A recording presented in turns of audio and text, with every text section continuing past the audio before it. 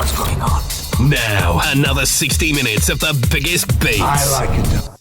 It's perfect. This is Trans Radio UK. Trans Radio UK, the only radio station for the transgender community. Made by the transgender community. Now that's what I call a talk show with Lucy Clark, right here on Trans Radio UK. Yeah, hi again, it's me, Lucy Clark. Hope you enjoyed Now That's What I Call a Radio Show, where we've just run through Now 6. Now we've got Now That's What I Call a Talk Show. So what are we talking about tonight? So tonight we're talking about different spectrums in the transgender community. So we're going to have somebody come on to have a chat who's non-binary, we're going to have somebody who's intersex, we're going to have somebody who's gender flux. Get involved with socials, let us know your views. Hopefully this is going to educate not only myself, but educate you as well, if you need educating, not saying that you do.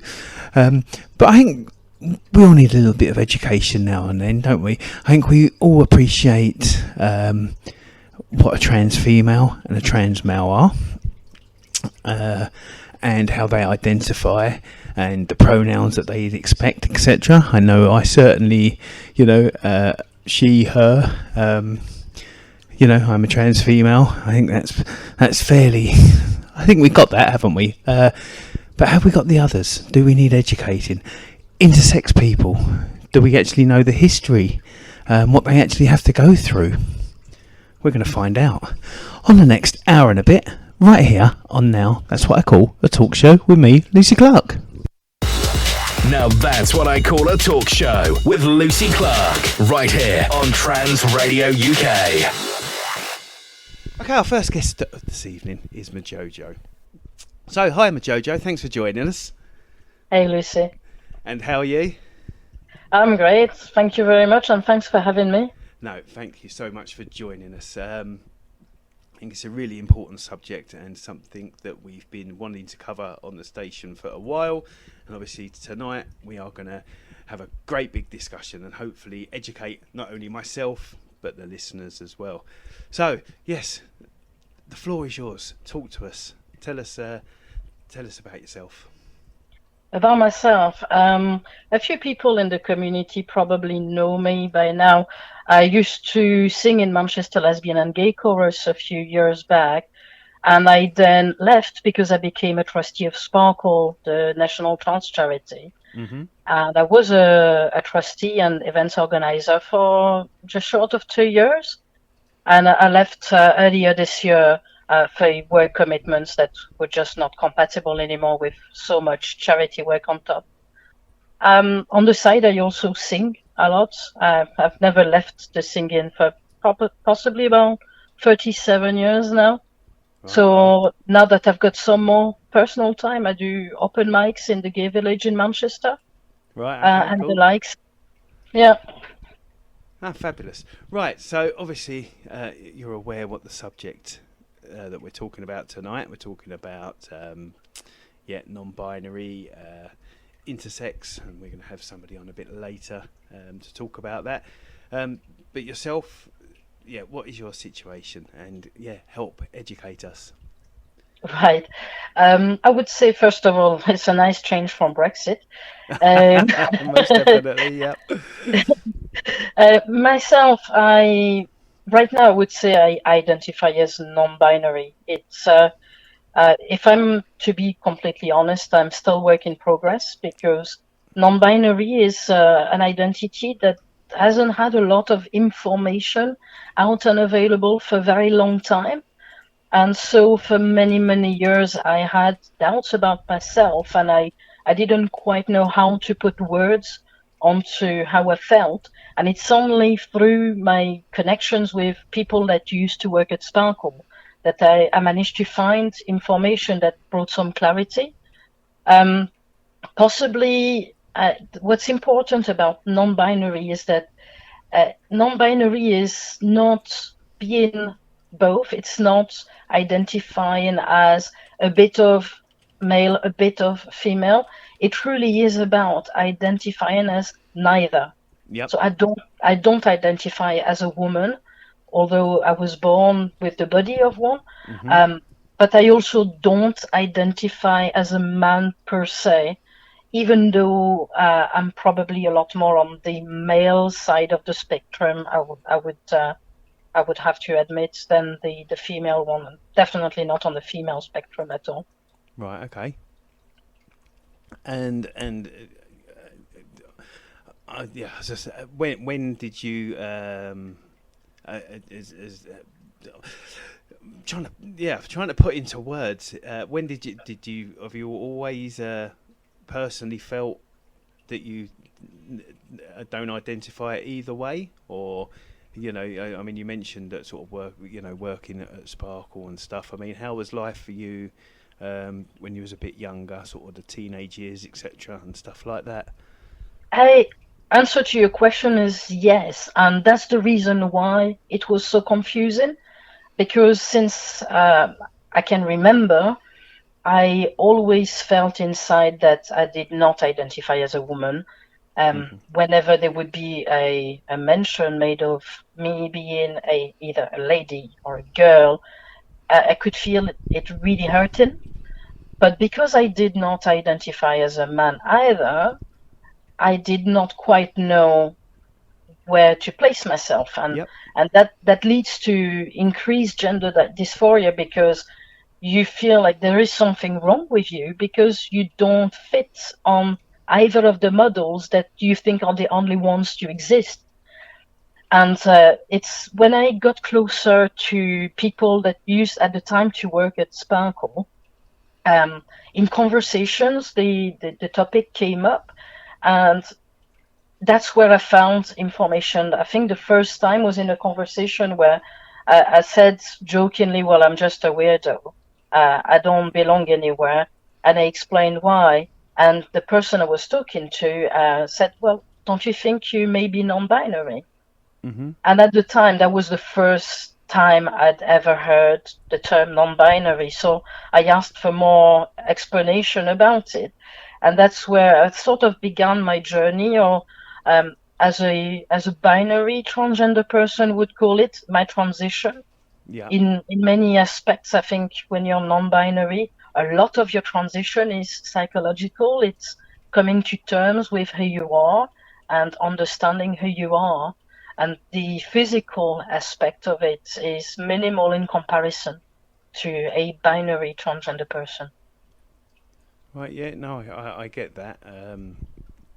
As I said, I do know a few people that are non-binary, and yeah, I personally, as you just said, it must be, when you first heard about non-binary, it must have all sort of just fallen into place, because obviously what's been going on in your head over the these years.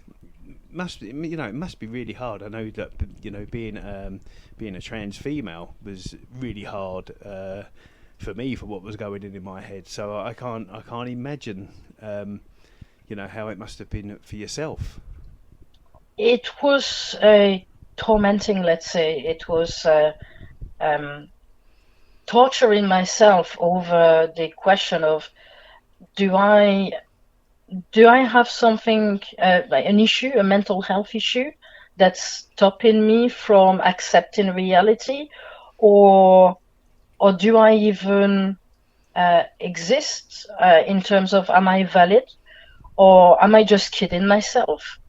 Am I trying to deny something else that is going on with me, and that is why I doubt my gender identity? It brings a lot of questions because there is no answer at the other end. And when finally I got into conversations with people who had true knowledge about what non-binary means, even though they were not even non-binary themselves, by the way, but they had true knowledge and also resources that they direct me to, such as the LGBT Foundation have a lot of very good information, for example. Right. It felt like suddenly a weight was lifted off my shoulders, because finally there was a way to explore, and I was finding me.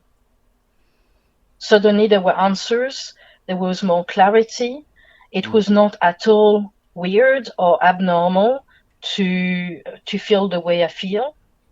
There were reasons behind it, and because that led me to dig even further, I even found out that there were also physiological reasons behind my gender identity and the way I visualize myself. So it's been a long journey. It took me about 4 years so far to get to understanding who actually I am. But once you open that first door and you unlock the first answers, you then find that there is an awful lot of resources online and in associations and groups that you never suspected were there. But it's a huge relief. It's basically a huge relief of feeling valid.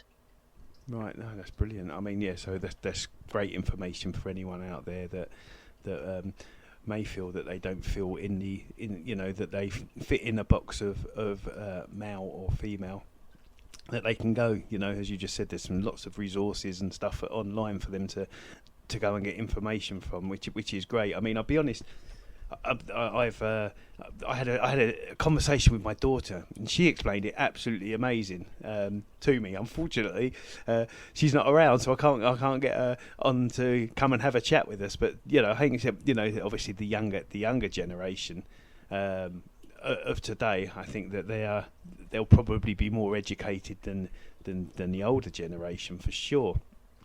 So to talk to us, about, obviously, I think one of the things we've just had it with, obviously, with Sam Smith with pronouns and stuff. So for somebody like yourself, what kind of pronouns and titles would you use, etc.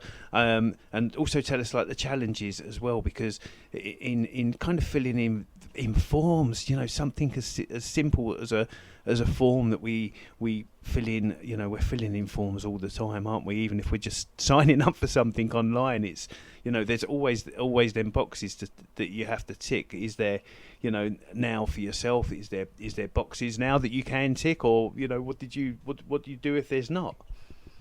Okay, so that's a really long question. Yep, sorry. Get them all out there at once. In terms of pronouns, I would say the most important thing is that because non-binary is somewhere on a spectrum in the middle, but is at neither end, the most important thing is to always ask the person. Mm-hmm. Yep. Because depending on where you lean on the spectrum, your preferences may be different. Yeah. Okay. For myself, I tend to prefer they, them. Yep. However, like I mentioned before, I definitely do not identify as a woman, and that is something that I feel very strongly. So when people refer to me as a lady, a chick, a girl, it really, really hurts. Yep. It really bothers me. If people refer to me as a guy, a dude, actually it really doesn't bother me at all. It's a very funny thing. But in terms of pronouns, I'm sure you've gathered by now that English is not my first language. Yeah. It's probably better than lots of us, though, to be fair. Well, thank you. Well, it is 16 years in the UK. It does help to speak properly. Yeah. But because English is my third language, the pronouns don't have as much of a weight or bearing in the psychological effect on me in English, right, meaning that it doesn't hurt as much as in French or in Spanish. French and Spanish are my native languages, and when people refer to me with female pronouns in French or Spanish, it really bothers me. It really hurts me. Right, okay, Unfortunately, in those two languages, there are no neutrals. Right. Non-binary simply does not exist. It exists in society because people are like us starting to properly discover more about the psychology around gender identity. But in terms of the language itself, there is no neutral equivalent like we have in English with they, them. Notice how I say we. Yeah. So that's probably the reason why pronouns in English don't bother me so much, because in my own languages, in my own mother tongue languages, I don't actually have an option anyway. So I'm used to making do with what is available. Wow, yeah, But you don't think of that because obviously, I'll be honest, I was never particularly good at French myself. Again, I refer to Megan, who's really good, and of course, yeah, lots of the way the language there is structured is very sort yes, of is gender based. So yeah, I mean, everything is, yeah. In French and Spanish, absolutely everything is gendered, from a table to a television to a car in the street. Absolutely every word in the language has a gender, either feminine or masculine, and there is no other option. Wow.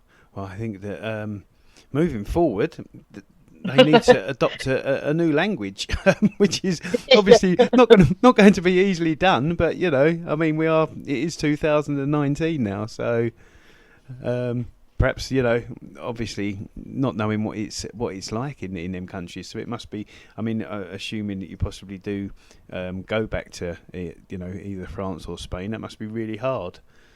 It's yes. Unfortunately, when I go to France, I'm not very keen on France. I left for a reason. Right. Yeah. I'm not very keen on the culture in France and the way the LGBT population is treated in France. And add to that the fact that my family is from Spanish immigration. Right. Okay. I was doubly badly treated because of those two things. But when I do go back to France, it's always, without exception, always to see people that care about me. I'm either staying with my family, and so I'm in a sort of a cocoon with my parents and my brothers, or I'm going to visit my office for work in Paris, in which case I'm constantly surrounded by my boss and my colleagues who truly care about me. So I don't have as much of an issue because these people understand and these people respect transgender identities, and the things they don't understand, they always ask. So it's not as much of an issue. I do travel a lot because I work in travel, so I'm in and out of the country constantly. But you learn to live with these things. And again, it's probably because in my languages I don't have an option. So I just you learn to build a thicker skin and make do with what is available because there isn't anything else. And yeah, no, I get that. It's probably also impacting the way I live the experience of the second part of your question, which is, registration forms and paperwork. In the large majority of those, there isn't an option for non-binary. Even my GP surgery do not have yet an option for non-binary, even though I'm followed by my GP for talks with the GIC and referrals to other treatments and all that. But still, they do not have an option. But my experience from talking to other people who identify as non-binary is that it will affect you on a lower or deeper scale, depending on your background, depending on how strongly you feel about your gender dysphoria, but also depending on where you fit on that spectrum, on that moving dot that travels between the two binaries. Yep. So again, it's the most important thing remains to always ask people. We're lucky today that we have all this information available that will avoid that the younger generation suffer the way we suffered. But I know from conversations with friends that some of my friends who, for example, transitioned many years ago as trans women, if they had known about non-binary 40 years ago or 30 years ago, actually they probably would have identified more as non-binary, and they do regret part of their transition, because if they'd known they had that choice of not going to one extreme or the other. They would have preferred to stay in that middle, and they didn't get that option. I don't think that there's sort of talking to yourself. Excuse me, and my experience of other non-binary people, it's not a halfway house necessarily. It can be that you can sort of, you could lean more one way, lean more the other way, and I think so you will find that some non-binary people will obviously go to GICs and potentially have surgeries to align their bodies more with the way that they're feeling, or the side that they kind of. I'm not quite sure if leaning is the right word. I'm not the best person probably to talk about non-binary, and this is why these conversations are great, because they're educating myself as well. But yeah, I think am I right in saying that some people would have certain surgeries to You couldn't be more spot on, and that is the one thing that didn't really exist in terms of awareness up until quite recently. Let's say maybe 4 or 5 years ago, properly, and a non-binary person does not owe anybody to be androgynous.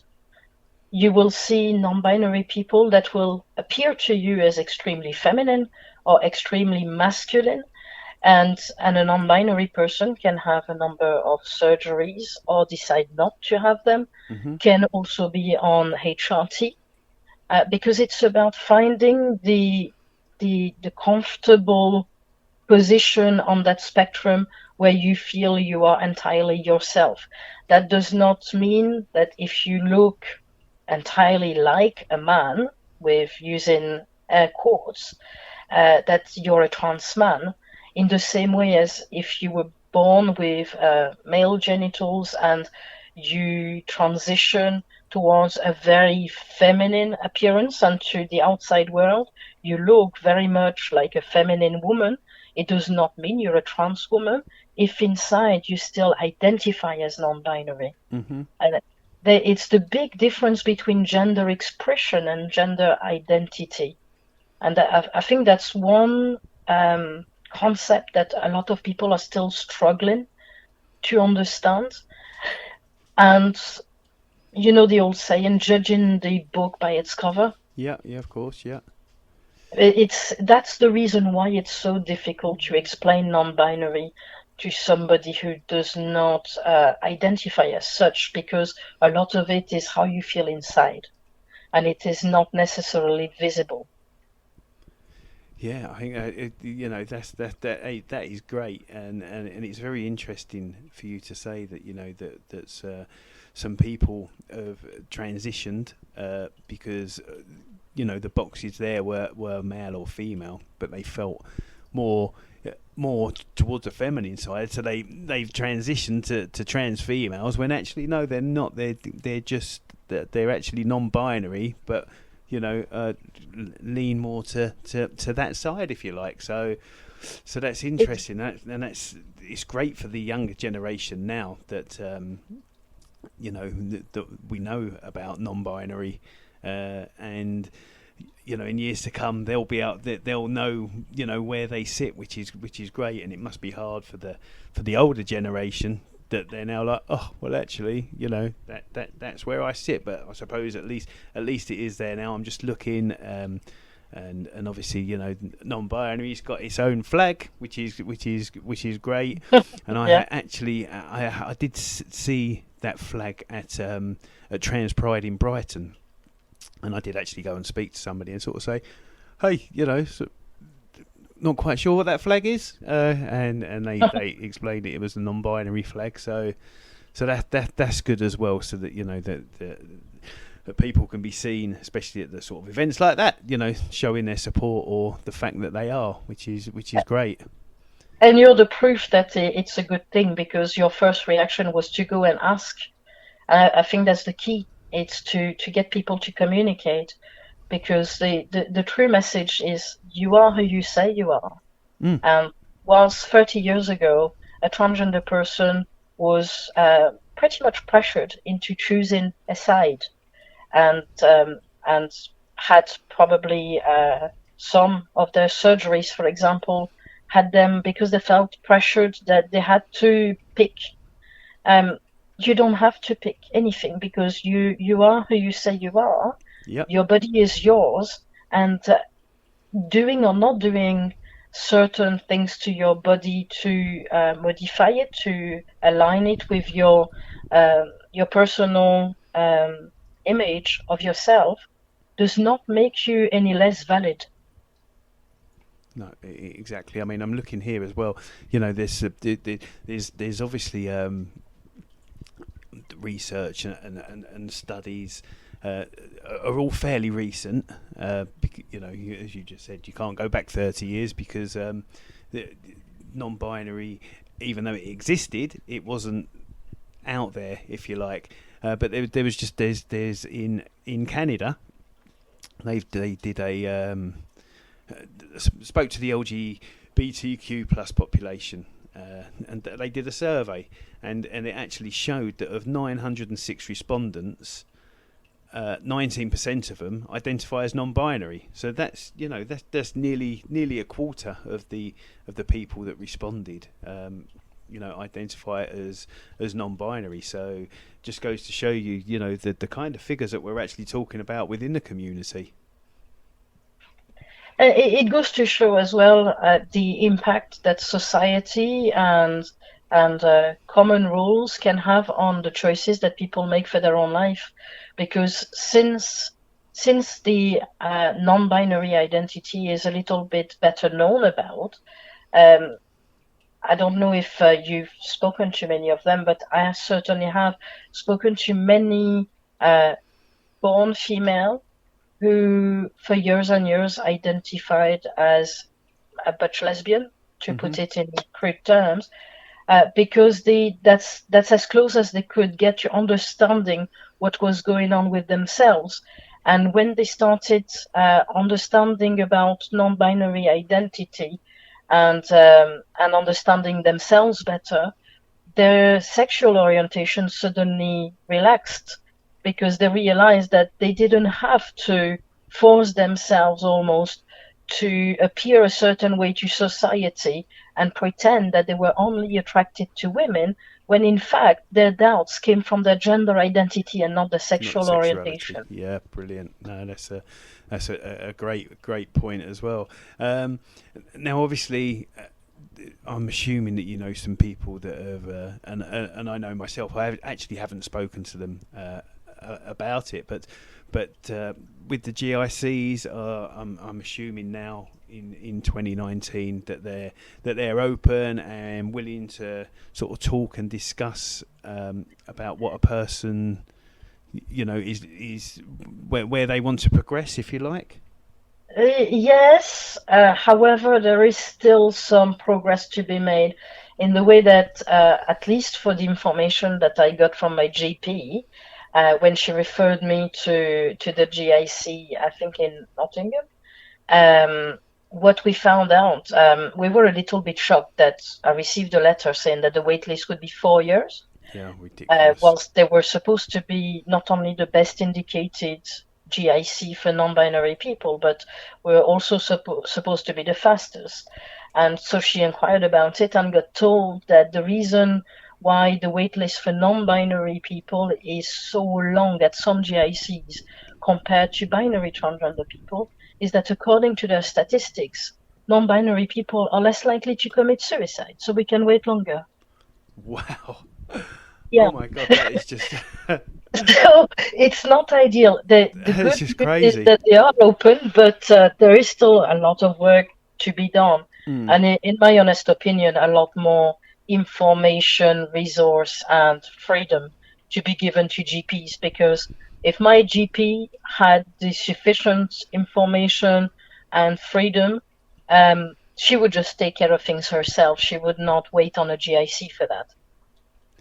Yeah, well, that's it. And I mean, that is just crazy to hear that, that they've got that view, and that should, we'll make you wait a little bit longer because, I mean, it's crazy. Hopefully, as I say, with the world, they're and the GICs, they're going to cut down these waiting lists. The thing is now we are more of an accepting world, which is great. So people are allowed to go and be them true selves, which is obviously especially in the UK, I would say it's not the case everywhere, but obviously I can only speak on behalf of my experiences here in the UK, but hopefully the rest of the world will catch up, and hopefully the GICs in the UK will get rid of the backlog. Problem is it's older people like me, it's now being accepted, so the system is absolutely flooded. You'll get there in 30 years' time where hopefully people, they'd have got rid of the backlog, and people will will be out, be a lot smoother and a lot quicker for them. I think it's been totally amazing talking to you. As I say, I've been guilty of getting things wrong. As you well know, and again, if people just if in doubt, ask and respect, and don't just assume, I think is definitely the way forward. And and it is important, because I know myself when I get misgendered, which happens all the time on the phone and stuff like that. It is really frustrating, and it's very hurtful, isn't it? Yeah, that's it. And there is no need for it. And hopefully, people listening now and to you speaking be a little bit more educated. If they, not everyone's up to date on the subject of non-binary, so it's definitely been educating for me talking to yourself. Well, you knew a lot more than you thought you did. Sorry? You knew a lot more than you thought you did. Yeah, possibly, but it kind of all sorts of falls into place, I suppose, a bit like it probably falls into place for people as well. So Majojo, it's been amazing to talk to you, and we've really enjoyed having you on today. Oh, thank you so much. Thank you for the opportunity to speak up. And I look forward to hearing what the next person has to say. See if the insights will be different. I think this is going to be it's a really good show, and thank you so much for your time. Thank you so much, Lucy. So there we go, Majojo, and what a great chat that was. Brilliant radio station, great DJs, great breakfast show, great music. I love it. This is Trans Radio UK. Trans Radio UK, the only radio station for the transgender community, made by the transgender community. Born is a makeup and styling studio, specialising in trans beauty and feminisation, confidence and self-esteem. Everyone is welcome. www.born.uk.com. Looking for business cards, flyers, in fact anything in print? We can help. Digital format specialists, www.printsmart.uk.com. Think smart, print smart. Now that's what I call a talk show with Lucy Clark, right here on Trans Radio UK. So yes, this is Now That's What I Call a Talk Show with me, Lucy Clark, right here on Trans Radio UK on a Thursday evening. Hope you enjoyed that chat with Majojo. I really enjoyed talking to them, and hopefully, definitely I was educated. Hopefully you were just a little bit. It was brilliant. Coming up in a second, we're going to be talking to Amanda. Now, Amanda is intersex. She's fighting for the cause for intersex people, and she's going to tell us all about it right after this.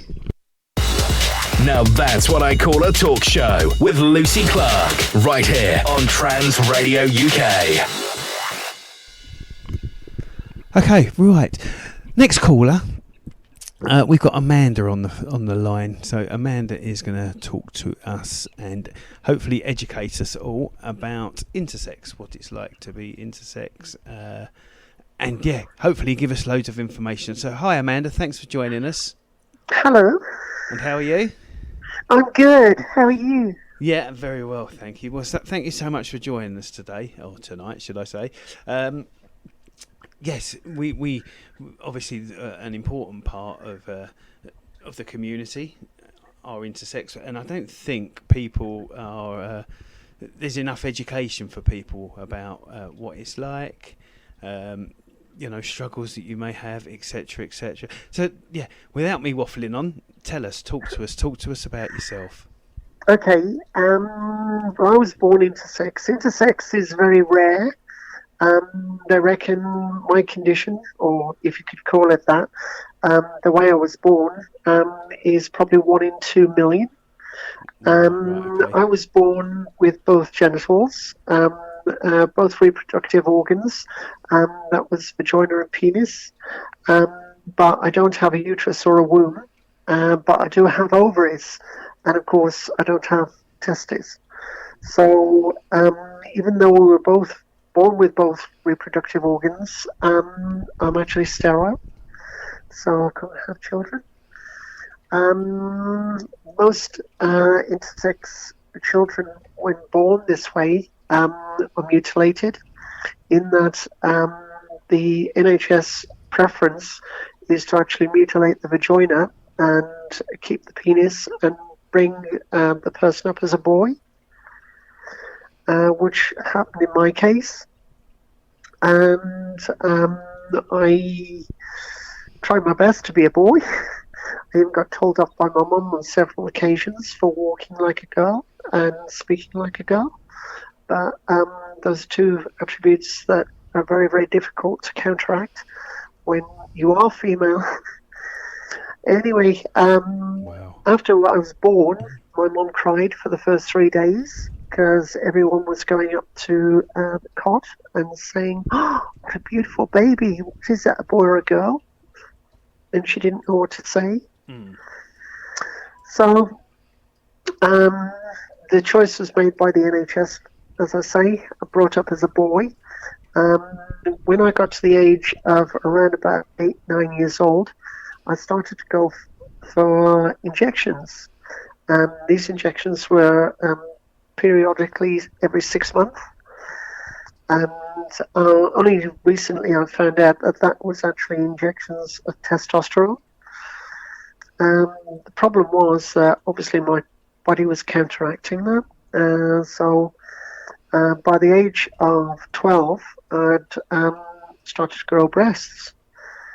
At 13, I had a mastectomy and had the breasts strained away.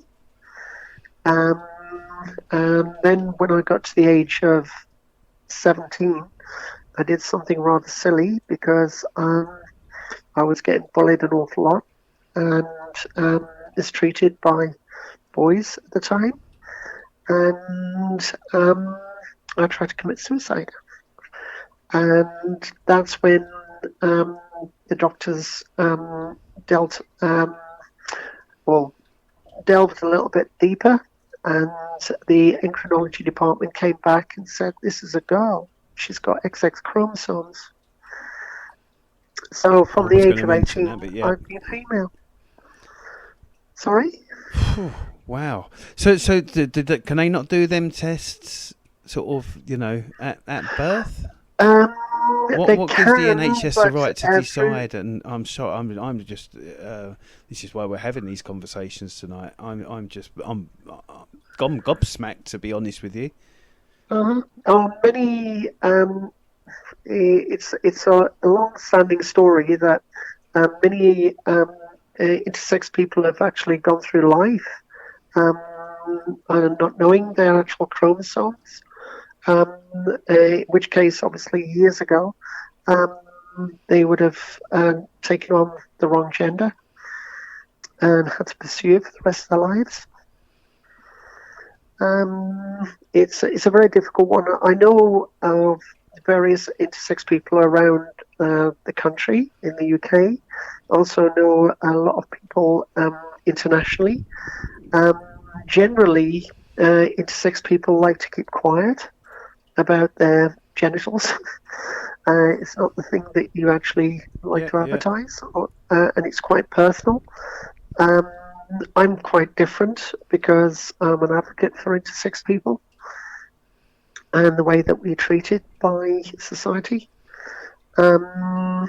I'll give you an example, and that is I've just recently gone to the gender identity clinic to see if they can actually help me reverse some of the procedures.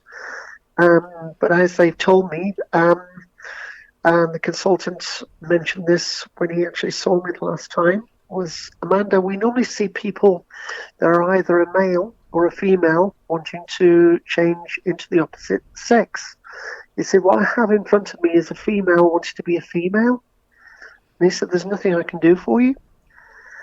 And basically, that's the situation. The funding that I would need to actually reverse all the procedures that were done against me would cost in the region of around 65,000.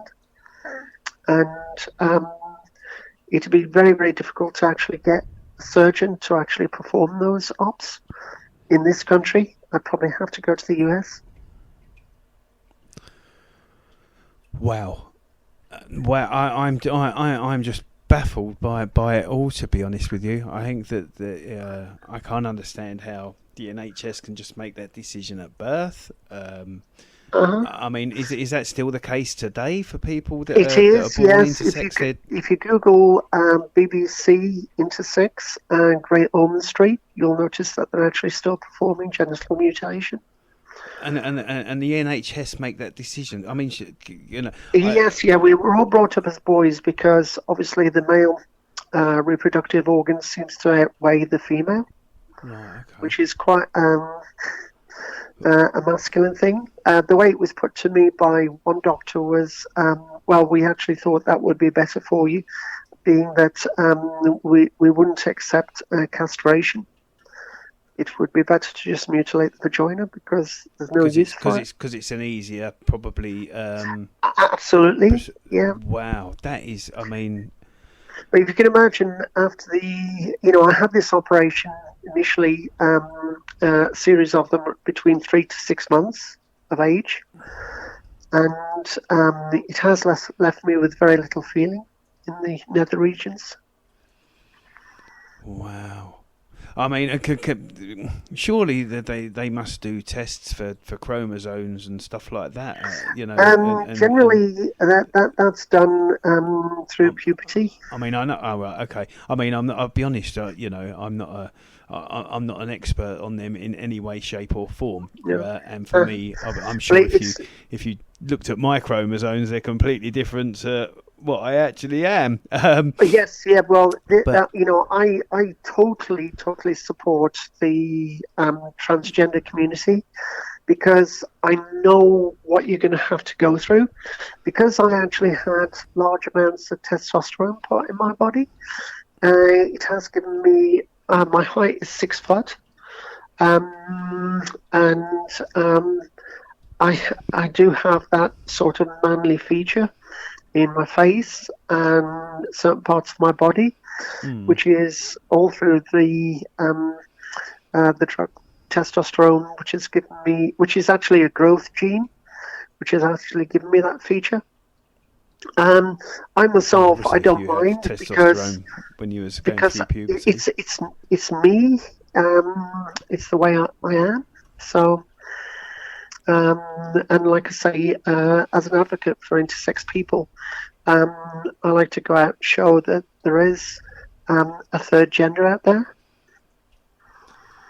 Yeah, well, I think it's great that you're an advocate and that you can stand up and sort of that you're here now talking to us is amazing, and I think it's something that needs to be discussed. Because I don't think people realise that there is.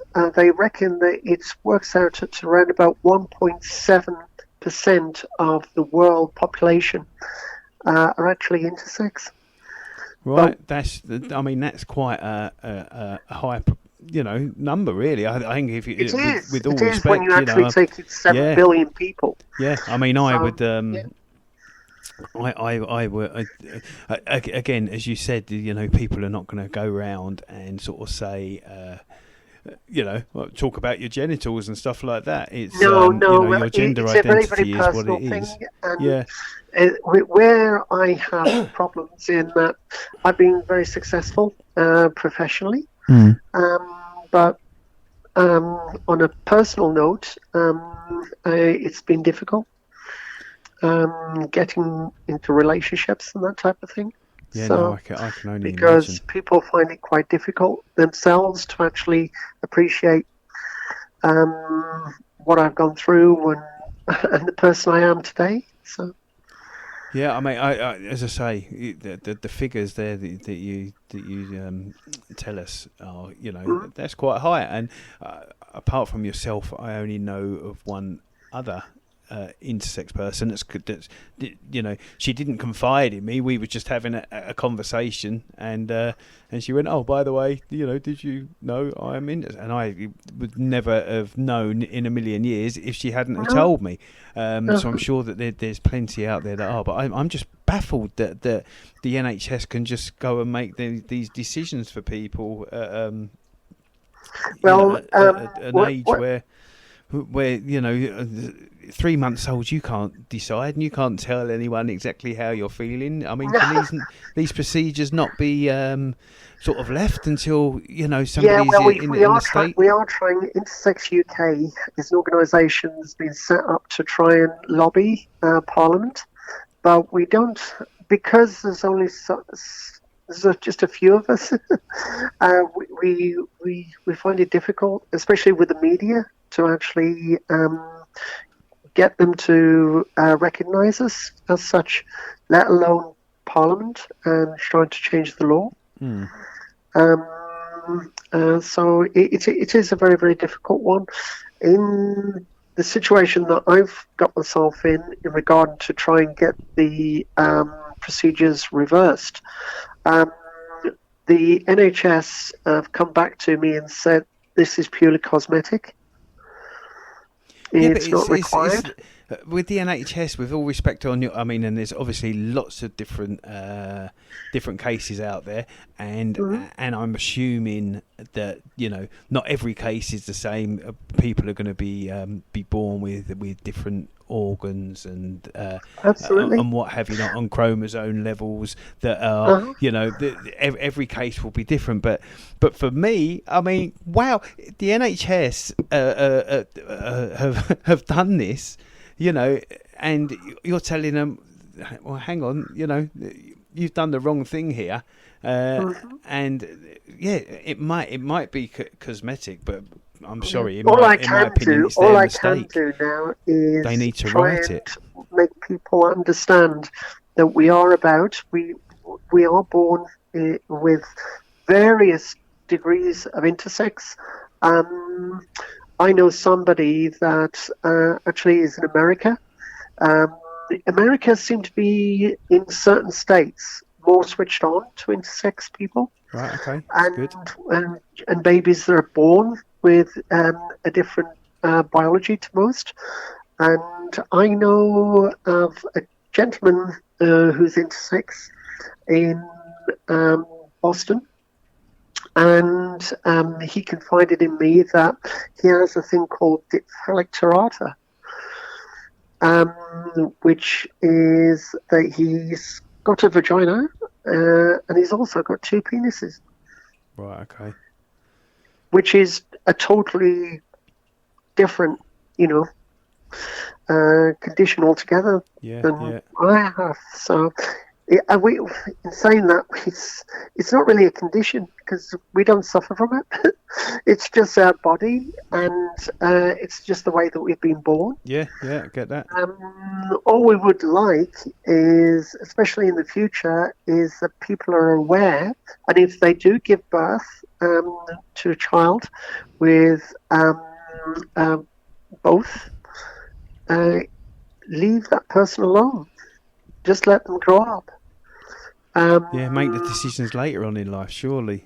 And let them decide. Person will be able to tell them. The thing is, I always wanted to be female inside, but society always dictated that I should have been a boy.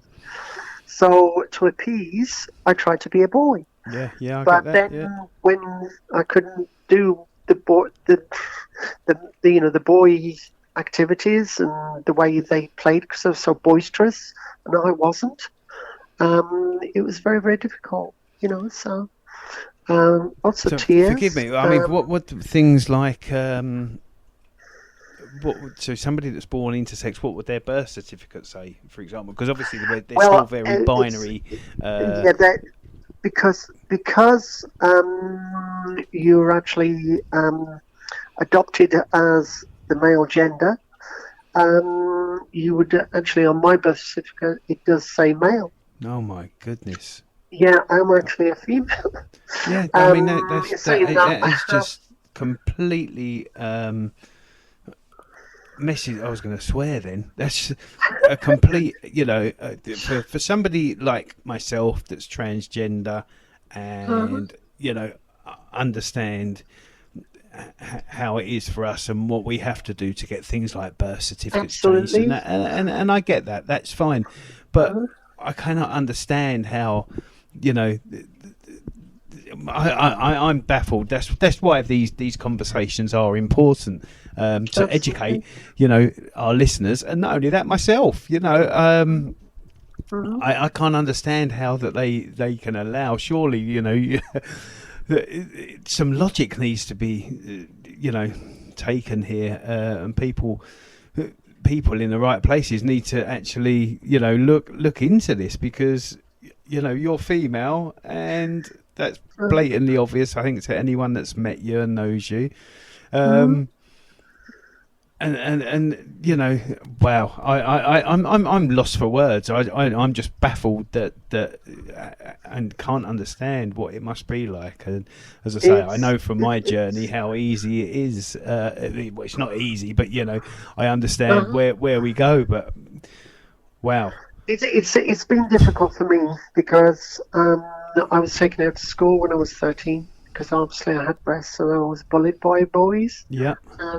I actually ended up in intensive care, so I was ended up having to be tutored at home, and it was only when I got to university and I was trying to mix it within society again, I found that very, very difficult. And like I said, I did something rather silly. But then when I went back to university, it was under my proper guise, and as a female, and I was totally accepted by all the other females, no problem at all. And I knew what boys were all about, because I'd grown up with them, but I could never be one, Yeah, because you're not one. Yeah, right. Yeah, I get that. And there is that failing. Like I say, all I'm trying to do now is try to make sure that people are aware, and to stop the NHS from mutilating children that are actually born intersex.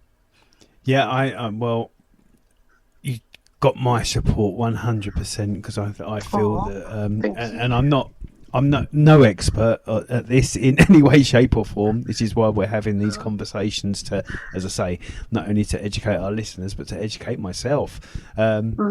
But from what you're telling me, it just seems, I'm not quite sure. Is there, if it's for, say, somebody is born, when they're born and they're born intersex, if they leave and be, is there any risks there, or are they doing? Risks? No.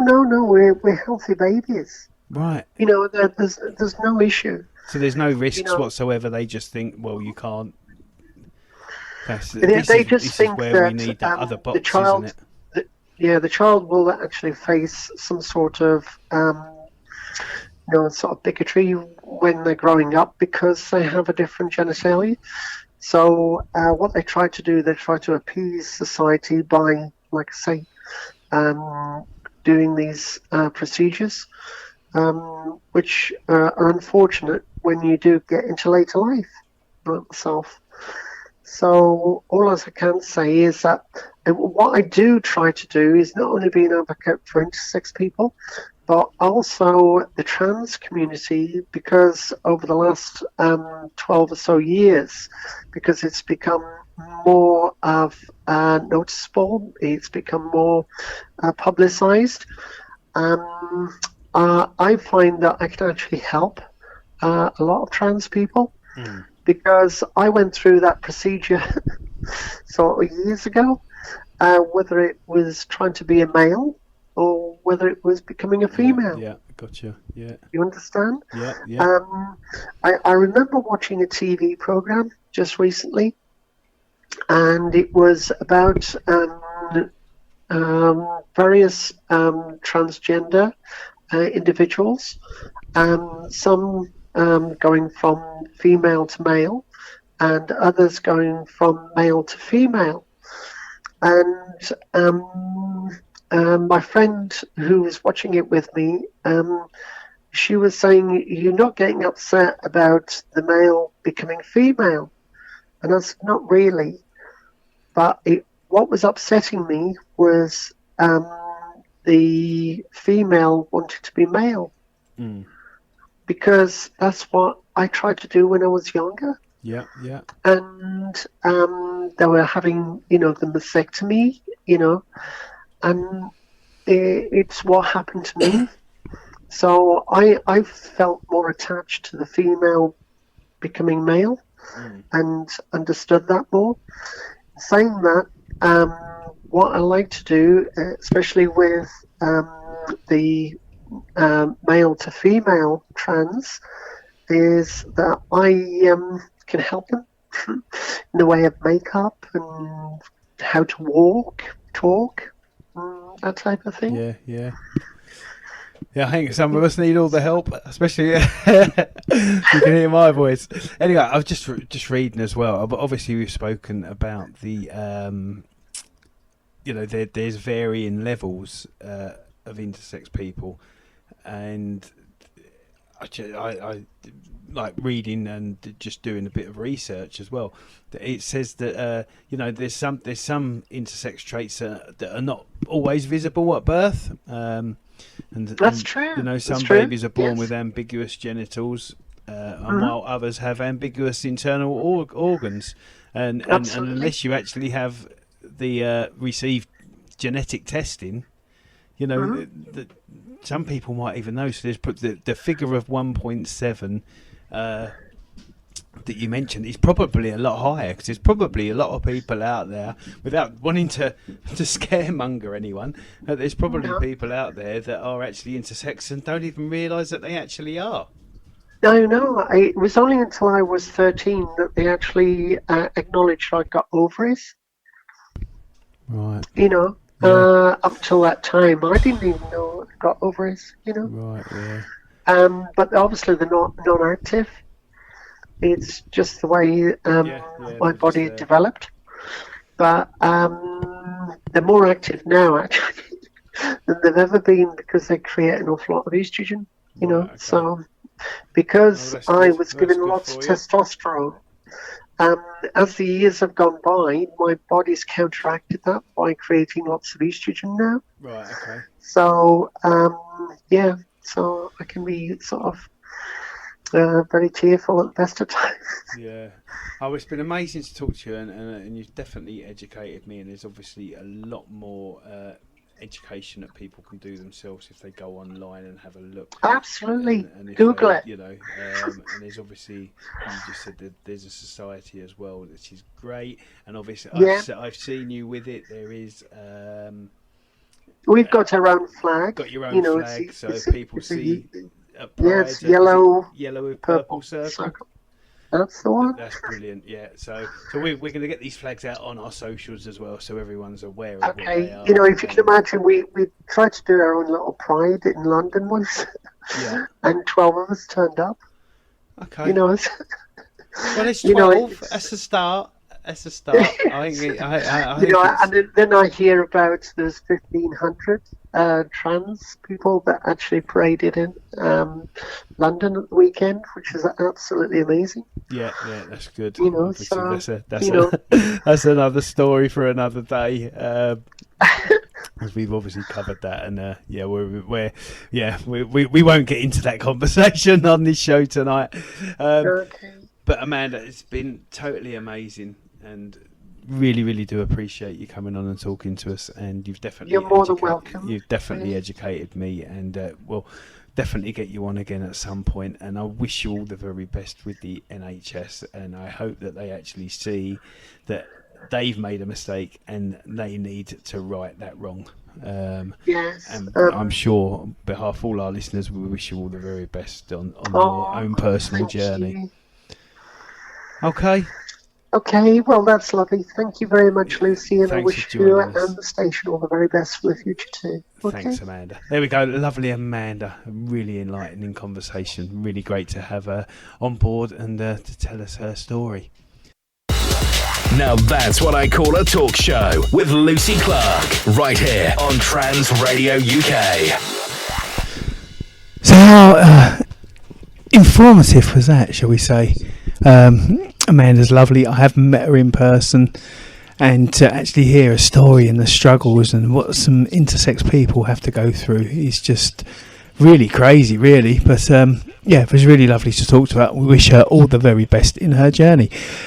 Coming up next, we're just going to play a few adverts because we have to. We're going to have ads, and ads will be joining us all the way from Jersey. Oh, I love this. We continue in moments. This is good. Yes. You're locked to Trans Radio UK. Get social with us. We're on Facebook, Twitter, Instagram, YouTube, and Snapchat. Search Trans Radio UK. Hit music. Your radio, your station. Playing hits 24 hours a day. This is my station.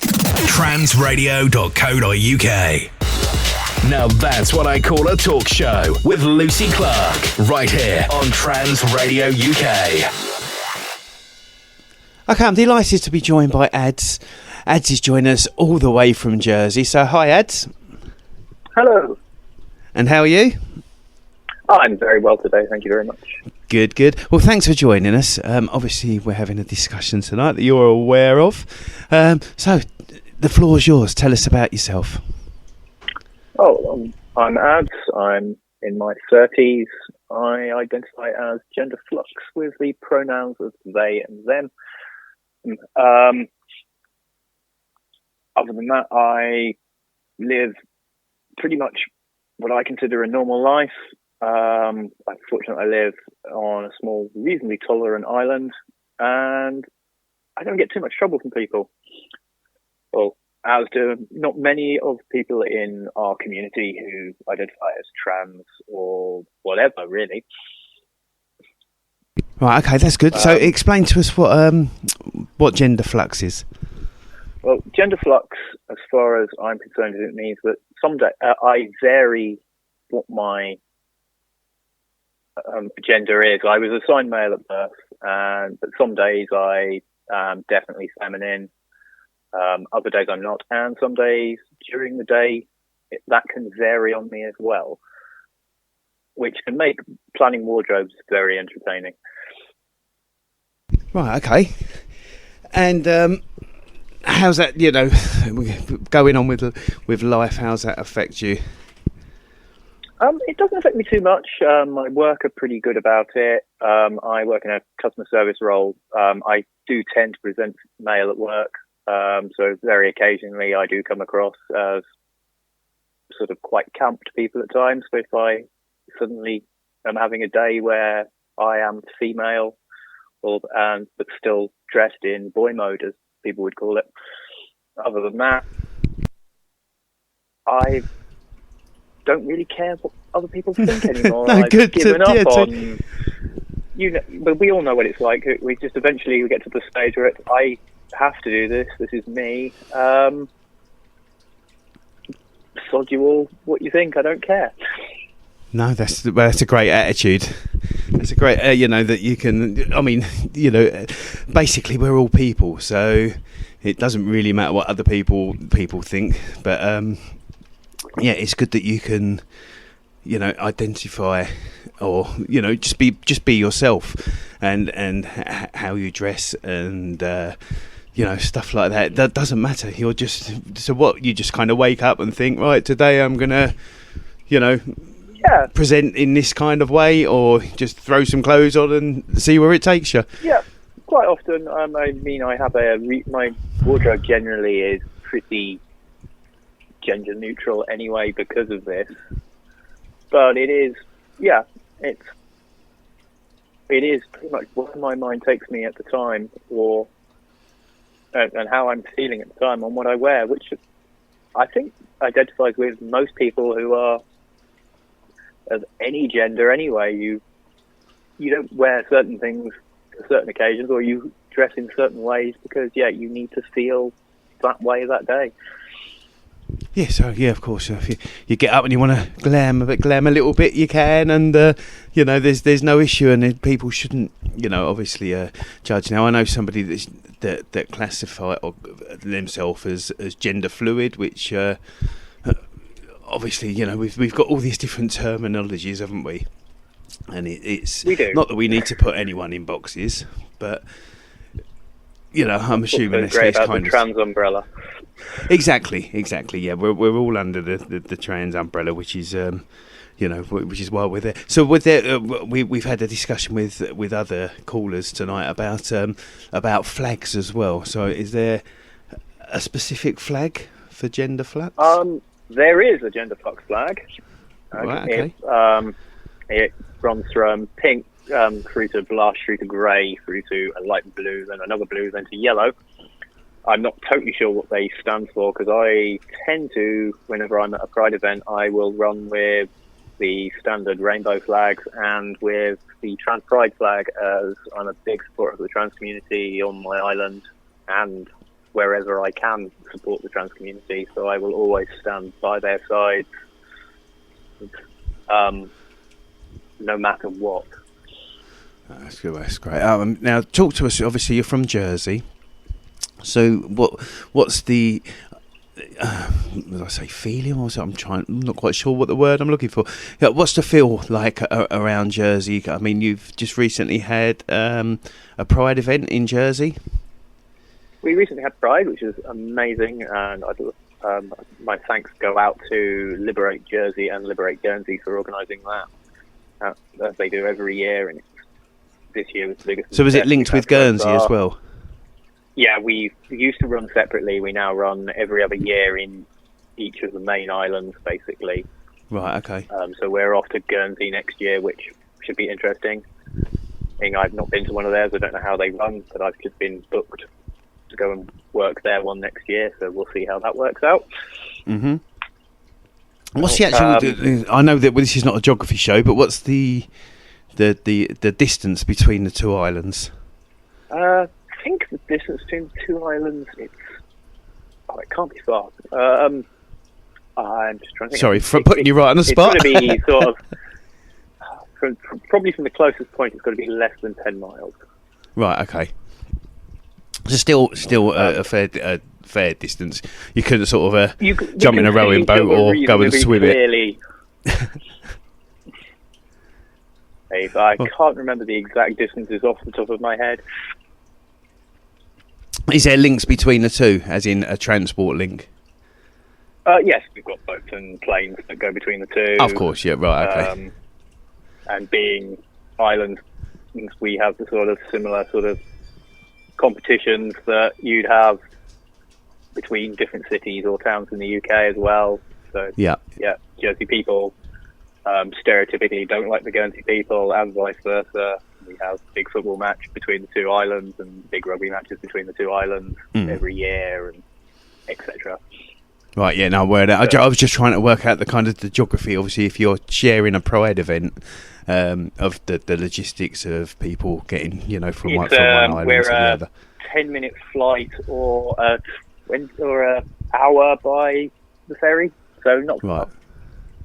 Yeah, not far. Right, so it obviously makes sense. And the Pride event is, how many people would you say turned up to the event you've just had? They're estimating at the moment it was over 5,000 people turned up for the march, and probably more in the Pride Village that we hosted later on.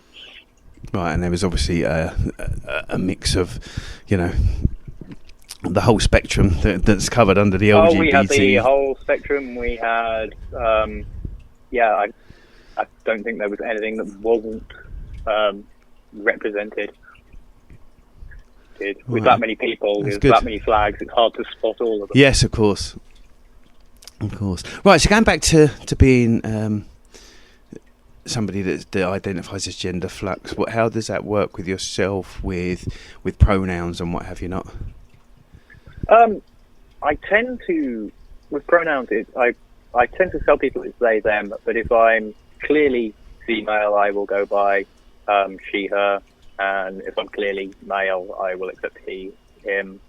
It's not something, it used to really bother me, pronouns, but I've relaxed a lot now, and I tend to just go with they, them, because it was far too confusing for my friends to be able to work out little subtleties in the way I was on what they should be saying. So I just run with they, them. Right, okay. I get that, but you're comfortable, because we've spoken to other people that obviously we had Majojo on, Majojo is non-binary. Majojo, when we was talking about pronouns, Majojo would say that if they got called a certain pronoun, and Majojo is sort of French, Spanish, and the French and Spanish language is very gender based. So that affected them when people would, use the wrong pronouns, if you like. But with yourself, you're quite sort of flexible, as you just said. It used to bother you, but it doesn't so much now. Flexible. It doesn't bother me so much, and it's in Jersey in some ways is quite backwards. In certain bits, we're quite forward on accepting people, but it's sort of a lot of people set in the way that people don't do it maliciously. That's the only time gendering ever really annoys me, is if someone does it to me and you know that they're trying to rile you or get a response from you because they know that what they're doing isn't what you want. Yeah, no, I get that. Being a trans female, there's been occasions, and it will happen again, where I'm dressed up to the nines, shall we say, and people deliberately use the wrong pronouns, and it's like, it's kind of obvious. That's it. Deliberate misgendering is the only thing that annoys me. I don't mind when at Pride, me and a couple of trans people were talking, and we were misgendering each other every other sentence by mistake. Yeah. It does happen at times, unfortunately. Yeah, it does. I think the brain's kind of trained from how we've been historically with the the male and the female and the pronouns for them. So I think this is it. I'd say like the younger generation now are getting a lot better at it. Definitely. But much like they're a lot more acceptant and everything. It's all being brought up in education. At the Pride event, the predominant amount of non-binary flags I saw were with the youth service over here, and right, okay. I think they are a lot better at that sort of thing, and we are learning.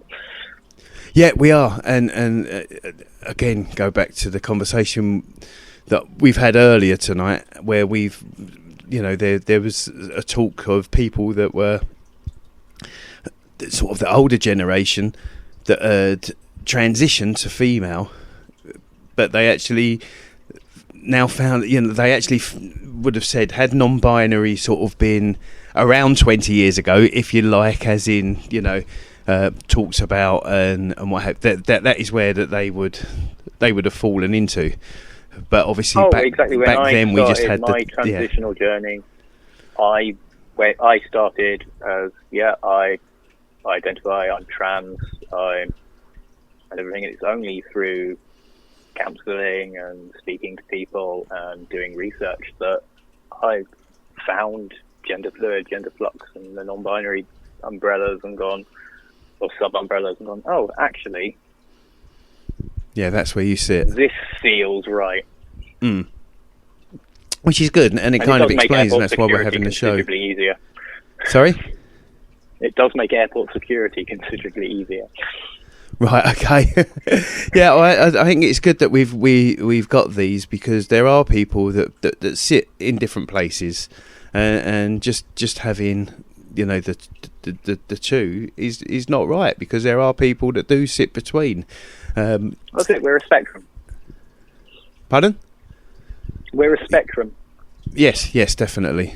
So with yourself, I mean, I got another friend that didn't want to come onto the radio station and talk about it, but we have had conversations ourselves. Now, this person, one day, you know, they might just get up and they'll be like, okay, today I'm going to be a guy, if you like, and I'm going to dress in such a way. Other days I'm going to dress a bit kind of neutral, if you like.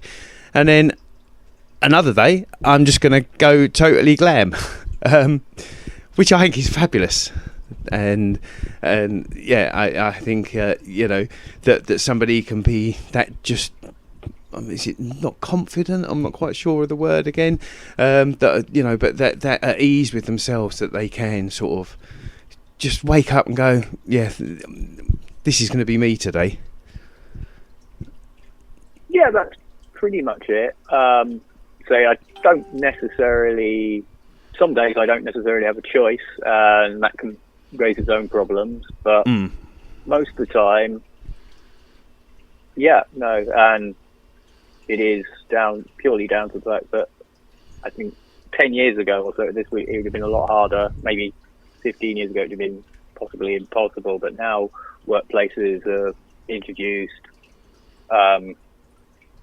diversity laws and inclusion and everything like that. It's a lot easier you don't get the hassle for it at work.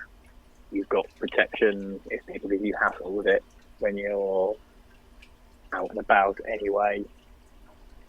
And you just mentioned that some days that you don't get a choice. Now I get that and understand that, but how does that make you feel on them days? Is that, I mean, that must be awful. It just frustrates me. It's things like when I've got to travel, like I consider it, because if I have to travel through work or for pleasure, I have to go through, usually to get to the UK I have to go through an international airport with heightened security. So it's days like that, it's no matter what I'm feeling, it's considerably easier for me if I dress masculine. Present masculine, because my identifiers and my passport say, or my tickets say that. It's just easier. Stops a lot of unnecessary conversations. The only time you get the unnecessary conversations is when your bag gets searched and you appear to have two persons' wardrobes in your bag. It is mainly just down to those little bits in life where I need to go down one pathway on a day where I don't particularly want to. I'd say it feels like I'm dressing up. It feels like I'm being make-believe on those days. Yeah, no, I totally get that, and I understand where you. I mean, I've travelled myself and dressed quite androgynous, and you get the looks and the questions because obviously my passport says female and stuff like that. And if I've gone, like, for example, wearing a baseball cap and a pair of tracksuit bottoms, you sort of get the looks, and you kind of. I just found it easier there just to explain. Look, I'm transgender. But yeah, no, I get how frustrating that must be for you. That's exactly what I say to airport security if they do stop me, as I state I'm transgender, and they just leave me alone from then on. Right. Okay. Now, do you think that we should have? Things like passports, and you've mentioned travel, do you think that we should lose the gender markers on them? I don't think they're necessary. especially now that they're microchipped, and if they want to put a gender marker on them, they can put a gender marker on it without telling us, because it's stored in a central database with the rest of our files when we scan our passports and we go through. Yeah, so the reason I asked that question, I mean, for myself, one of the things that I was, shall I say, excited about was getting I imagine the passport. It was amazing getting that changed. Pardon? I've got a friend over here who's just had theirs changed, and such a struggle to get done, but amazing thing. And it's a euphoric they're moment happy, to get, they're so to much get it better. through. Yeah, so they've perhaps got this piece of official documentation of it. I remember it when I got my first, when I got gender markers removed from my bank card, thing like that. My store card saying Miss on them and stuff like that was an amazing feeling. And I imagine again, if I could remove my gender markers from my passport, I would be absolutely ecstatic. Yeah, see, that's where it's interesting. For me, it was a great thing to get the female marker on the passport. So perhaps moving forward, and in generations to come, that they may well give you the option. Perhaps that would be the best way. I'd be quite happy if I could just put X. Yeah, so perhaps again, moving forward for X something like human. this for organisations, they can put down, you've got male, female, or X, or obviously widen it to having no gender mark on there at all, if that's what somebody desires.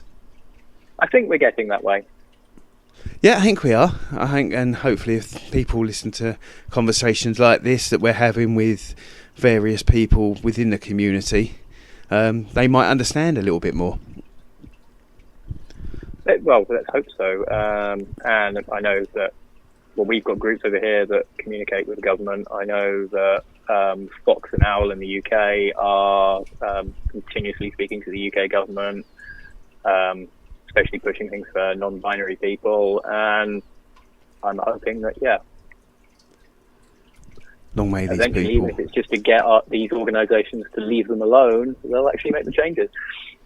Yeah, and that's why it's important that our generation now are asking these questions and sort of discussing things and speaking to the people in the right places, that perhaps moving forward we can get something that's right for everyone, and move into the current climate and not be stuck with things and decisions that were made in the 50s and 60s and what have you not. Exactly. It's also, my main hatred on the decisions made in the past is for poor people who were born intersex, and the doctors at the time chose to choose which gender they were going to give them. Yes, and we've had a discussion about that, and we spoke to Amanda, and you may have heard, but it was horrific. And I imagine. It was. It's that again. That's something that really, really needs to be looked into, and as we've discussed. Right, Ads, it's been amazing talking to you. Thanks you very much for taking the time out to come and speak to us tonight. That's okay, not a problem. And all the best at Pride in Guernsey next year. Hope it goes well, and hopefully I'm sure it will. Yeah, hopefully you'll beat them at football and rugby. We'll see. Yeah. Right, well, thanks so much for your time. It's been really great talking to you. Thank you very much. Bye. Okay, there we go, Ads. Really appreciate Ads coming to talk to us tonight. Now that's what I call a talk show with Lucy Clark, right here on Trans Radio UK. So I'd like to thank all my guests tonight, Jojo, Amanda and Ads. I think they all had some really, really good points, and hopefully have helped you understand a little bit more, our listeners. Certainly made me understand a little bit more, so that's really, really good. And that's what this show's all about. It's about discussing topics and hopefully educating me as much as educating you guys. If there are any topics that you would like us to discuss, then drop us a message via our socials or via email, info@transradiouk.co.uk. If you think that there's something that you really want us to discuss that's important to do with the community, then yes, come and have a chat, drop us a message, and we'll talk about it. We are going to be having a show about GICs. I think that's important, about the waiting times, about your experiences, and to give people that are possibly at the start of their transition an idea of what you have to go through to, get to the end goal, whatever your end goal may be, because obviously we are all different. And people may desire different end goals, if you like. So, we're going to have a conversation about that. We're going to have a conversation about hate crime. That's another thing that we need to talk about, I believe. We're going to have a conversation about sport. Obviously, I'm going to love that one. Yeah, we're going to talk about sport, get some people's experiences, views about, their journey in playing sport as a transgender person. We'll give you an idea of what you have to do to play competitive sport, because I think, as we all know, and as our very learned friend Sharon Davis would tell you, you can't just go and play sport just like that. You can't decide one day, right, I'm going to play XYZ sport and I'm going to play in the opposite gender that I was assigned to at birth. You have to jump through a lot of hoops to be able to play competitive sport. So we're going to talk about that. Got some nice guests lined up that we can discuss that with, that have been now. I can tell you my experience as a football referee. So that's another conversation that we're going to have. There's lots of other conversations that we want to have that are out there. We're having this show every week, so as I say, if there is something that you do want to discuss that means something to you, then please do get in contact. We're going to have as well call-ins. We're just having a show where we're just going to open the phone lines, ring us up, and we'll talk about whatever you want to talk about. That's what this is all about. This is our station, your station, and it's there for you. It's the platform that we can get and discuss these things. So if there is anyone that you would like us to get on and have a discussion with, then let us know, because this is your station. Hit music. Your radio, your station. Playing hits 24 hours a day. This is my station. Transradio.co.uk. Get social with us. We're on Facebook, Twitter, Instagram, YouTube, and Snapchat. Search Trans Radio UK. Brilliant radio station, great DJs, great breakfast show, great music. I love it. This is Trans Radio UK. Now that's what I call a talk show with Lucy Clark, right here on Trans Radio UK. So yes, this is now, that's what I call a talk show. Unfortunately, the other guests that we was going to get on, we haven't managed to get them on. They're all away in America, so they're probably fast asleep while we're discussing, chewing the fat tonight. So yeah, unfortunately, as far as our guests go, that is the end. We haven't opened up the phone lines. We possibly should have done that at the start of the show to get some other callers in. So yes, we failed on that extent, so we do apologise. Some of you will be expecting me to talk tonight about London Pride. The London Pride, not London Pride, beg your pardon, London Trans Pride. London Pride was great. So yes, the event that went ahead last Saturday. I'm not really in a position to talk about that just now. So, and I'm actually away next week, so there is no talk show next week. I should have mentioned that earlier, because I'll be sunning myself in Turkey, which I'm really looking forward to. So I'll tell you all about that the week after. The week after we will have a discussion about it. How long that discussion is, I don't know. All I will say on the subject at the moment is that we're pleased that the event went well. It was received well publicly, and there was no trouble. That's really all I'm going to say about it. at this moment. Right, coming up at 9, we've got the new Ska show. As I say, Avril's taking it over tonight. It's Ska, reggae and two-tone. So make sure you stay tuned for that. She's here till 10, and then at 10 o'clock, it's Shelley, of course. The Shelley Jane Extravaganza. As I say, I'm not quite sure what the show is tonight, but I'm sure it will be mad, because Shelley's shows are generally a bit mad. Is that fair? Well, they're good. Her shows are great. One of my favourite shows. So, yes, I've just had a look because I've received an email from Shelley. Her show is lots of interviews that she conducted last week on the trans scene, what's happening in Melbourne. So Shelley's just got back this week from a little trip to Australia. She went back to her hometown of Melbourne, and yeah, she's been out in the trans scene and has been conducting some interviews. So that's going to be really good, because she'll probably have had a few wines. Yes, surely she will have done before she conducted them interviews. So yeah, that's coming up at 10 o'clock. You've got Shelley Jane. Please, as I say, check our schedule. Also, you really do need to sign up for our newsletter.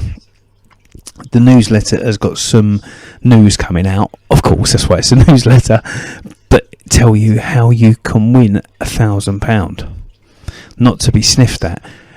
You're going to get the information first on the newsletter.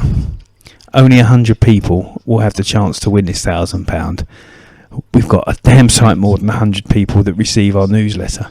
So the chances are it could all go before we put it out to the public. Because we're going to give the people that have subscribed to the newsletter the chance to do it first. Because I think that's fair, because they've bought into us and into our station.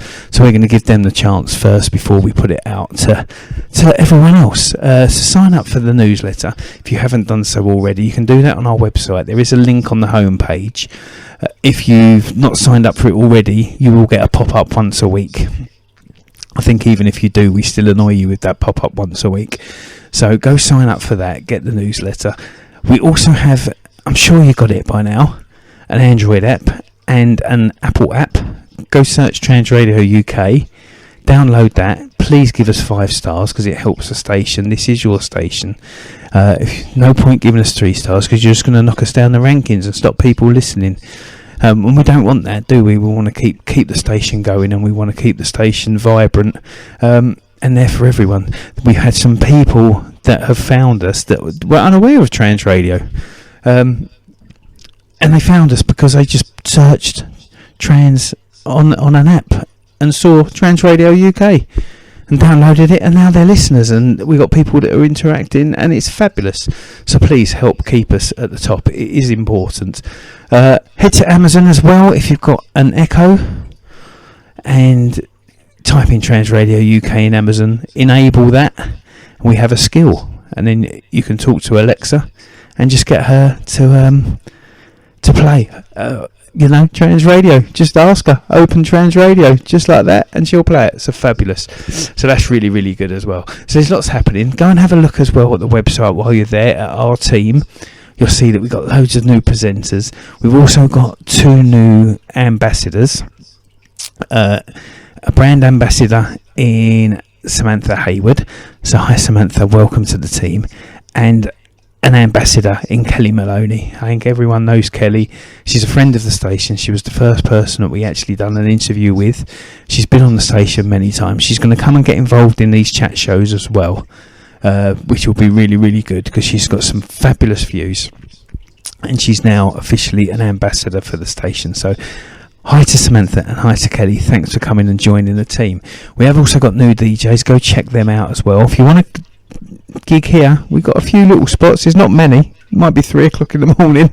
But if you fancy being a presenter on Trans Radio UK, we have a few spots.